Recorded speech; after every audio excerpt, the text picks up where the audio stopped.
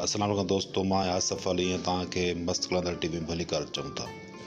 दोस्तों, जीअं त तव्हांखे ॿुधाईंदा हलूं त सिंध टीवी जो मेगा सोप सीरियल तकरार जी रिकॉर्डिंग दादू में हली रही आहे, जंहिंमें खादम तईम, रफ़ीक ज़ाऊर, वाहिद आबड़ो ऐं सनम हिसो वरितो आहे। ॿिया अदाकार पंहिंजी अदाकारी जा जोर ॾेखारे विया आहिनि। हुनजी रिकॉर्डिंग मुकमल थी चुकी आहे।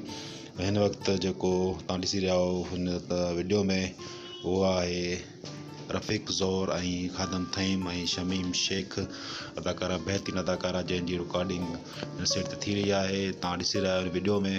हिन में तस्वीरुनि में तव्हां ॾिसी सघो था त केॾा सुठा सेट लॻाया विया आहिनि। सिंध टीवी जो ही मेगा सोप सीरियल आहे, जंहिंमें ऐं सुठा पहिरियों दफ़ो अहिड़ा सुठा सेट ॾेखारिया विया आहिनि। छो त हिन ड्रामे में हिकु दफ़ो ॿीहर तव्हां ॿुधाईंदा हलूं त वाहिद आबड़ो बि वापसि आई आहे हिन मीडिया में।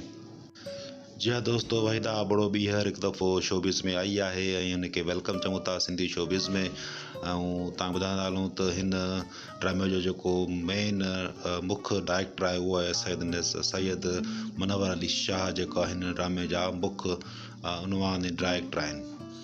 वधीक ॾिसंदा रहो असांजे चैनल खे। Thank U.